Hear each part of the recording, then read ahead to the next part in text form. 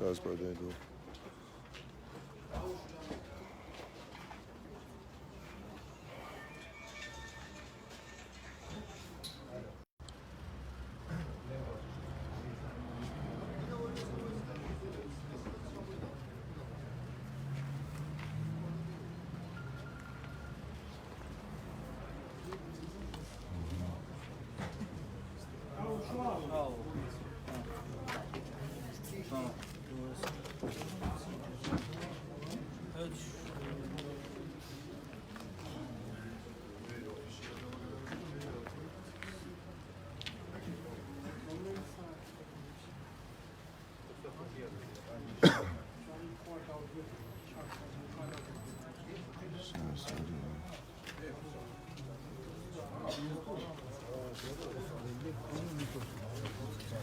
What is his name?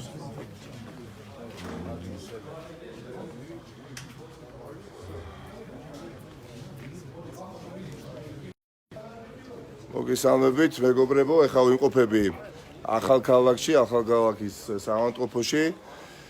ეხლა ერთ-ერთი უმოწყალოდ ნაცემი საჭიროებს ტრანსპორტირებას თბილისში. მოკლედ მინდა საქმის ჩაგაყენოთ ძალიან მოკლედ რა მოხდა.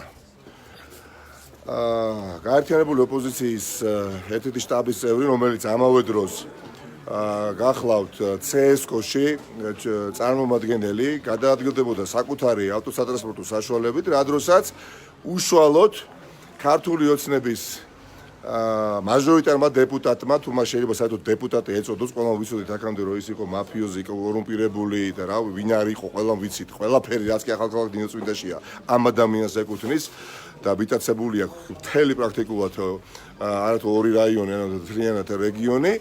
ენძელ კოიანმა უშუალოდ მის ძმასთან ერთად გააჩერა ჩვენი წარმომადგენელი პირველი ფიზიკური შეურაცხყოფა მიაყენა უშუალოდ აი ამ დეპუტატმა ენძელ კოიანმა. აი ამის შემდეგ დაახლოებით 20-მდე ხელკეტებით შეიარაღებული ადამიანი 20-დან როგორც გვეუბნებიან დაახლოებით 7-6 ქონდა ხელკეტი, ეგრეთ წოდებული კასტეტებით გაუსწორდნენ უმოწყალოდ ამ ადამიანს საკუთარ ავტომობილში, გადმოიყვანეს ავტომობილიდან, დააგდეს იქვე და აი ამის შემდეგ დაახლოებით ნახევარ საათში მთელი ეს 30 კაციანი ჯგუფი გადაადგილდა და მივიდა გრიგოლ ვაშაძის საარჩევნო შტაბთან, სადაც იქ არსებობდა იქ მდგომ ყველა შტაბის წევრს დაუწყეს ფიზიკურად უმოწყალო ანგარიშსწორება და დანარჩენი ის ნაწილი ჩვენი შტაბის წევრების, რომლებიც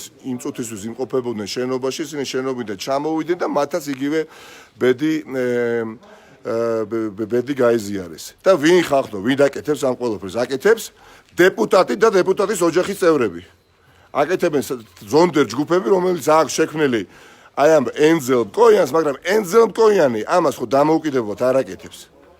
რა თქმა უნდა, ენძელ კოიანი არის ჭუიდან გადასული, იმიტომ რომ არ ელოდებოდა როგორც ჩანს და მიეჩნდა რომ გრიგოლ ვაშაძე ვერ აიღებდა, ვერან დაერხვევს და ძალიან მაგარი შედეგი დადო გრიგოლ ვაშაძემ და შესაბამისად წყობიდან არის გამოსული მთელი ქართული ოცნება აქ ახალქალაქ ნინოწმინდაში და მთავარი ასრულებს ეს ბატონი ენძელ კოიანი პოლიტიკურ დავალებას. აი გახსოვთ თქვენ ხომ ბატონი კობახიძეს ფრთიანი ფრაზა ოპოზიცია როგორც კი თავს წამოყობს, თავში აუცილებლად ჩავარტყამს და ეს ბატონი კობახიძეს პოზიცია და ფრაზა არ ყოფილა დაწუნებით, შემიძლია გითხრათ, რომ ბიძინა ივანიშვილს, რა თქმა უნდა, აქვს იგივე პოზიცია. და მათი გადმოსახედიდან ოპოზიციამ და მათი შეფასებით თავი წამოყო 600,000 ხმა, როდესაც დაუფიქსირდა მხოლოდ ერთ კანდიდატს და ჯამურად ოპოზიციას იცით დაახლოებით 900,000-მდე ხმა აქვს, დაიწყეს თავში ჩარტყმა პირდაპირი გაგებით.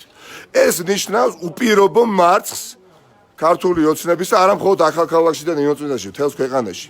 მაგრამ ვერ ვაღირსებთ ბიძინა ივანიშვილს იმას, რაც მას ძალიან უნდა. ვერ შემოგვიყვანს დაპირისპირებაში მასთან ფიზიკურში. არ წამოვეგებით ამ პროვოკაციებს. ძალიან მშვიდობიანად, ძალიან ორგანიზებულად და მტკიცეთ დიახაც მეორე ტურში საქართველოს მოსახლეობის აბსოლუტური უმრავლესობა უარს ეტყვის ენძელ კოიანებს, ფარცხალაძეებს, სუბელიანებს გახარიებს ივანიშვილებს და ასე შემდეგ და ასე შემდეგ. თუ ვინმეს არ აწყობს ესკალაცია, თუ ვინმეს არ აწყობს დაპირისპირება, თუ ვინმეს არ აწყობს ეს შეხლა შემოხლა, ეს არის ოპოზიცია, რომელიც უპირობოდ ლიდერობს. ამიტომ ნუ გექნება თუთხურად იმის იმედი, რომ ამ პროვოკაციაზე ნებისმიერი ოპოზიციის წარმომადგენელი წამოეგება, მაგრამ ეს იმას არ ნიშნავს, რომ მათ არ დავიცავთ. არჩევნებისთვის ჩვენ აქ მოვახდეთ უპრეცედენტო მობილიზაციას ნინოწმინდასა და ახალქალაქში. ყველა საარჩევნო უბანზე იქნება დამკვირვებელი როგორც საერთაშორისო ორგანიზაციებიდან, ასევე არასამთავრობო ორგანიზაციებიდან. ჩვენ მათ მივმართავთ აუცილებლად თხოვნით და უშუალოდ ნაციონალური მოძრაობის და სხვა ოპოზიციური პარტიის ლიდერები, დეპუტატები ნაციონალური მოძრაობის და სხვა ოპოზიციური პარტიის ლიდერებიც ფიზიკურად ვიცხოვრებთ ახალქალაქში და ნინოწმინდაში. ფიზიკურად ვიქნებით გარანტი აქ ცხოვრები მოსახლეობის უსაფრთხოებისა. იმიტომ რომ აქ არ არსებობს კომპეტენტური ორგანო, რომელიც დაიცავს მოქალაქის უფლებებს. აქ არსებობს ერთადერთი ადამიანი, ეს არის ენძელ მკოიანი. ეს არის ადამიანი, რომელსაც ყველაფერი რაც კი არსებობს ნინოწმინდა ახალქალაქში აქვს მიტაცებული, დაწყებული კაფე რესტორნებით, გაგრძელებული ბეზის გასამართ სადგურებით.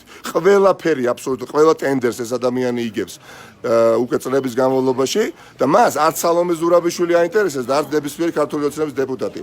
თუ ვინმეს ეშინია დიახაც, აი თუ ამ შიჟებს საუბრობთ, ეშინია ენძელ მკოიანს, მაგრამ ეშინია ისიც რისი ეშინია, ოპოზიციის კი არ ეშინია, რომ ხელისუფლებაში მოვა. ეშინია იმის, რომ ეს ყველაფერი, რა თქმა უნდა, ქართული მართლმსაჯულების განხილვის საგანი გახდება. მისი აი ეს ბოროტმოქმედებული ქმედებები უკანასკნელი წლების განმავლობაში. ეხლა მე მინდა შევიდე პალატაში, სადაც არის მოთავსებული რამდენიმე გრიგოლ ვაშაძეს შტაბის წევრი და უშუალოდ გავესაუბროთ. არა. აი შეიძლება რა არ გადაიღოს რა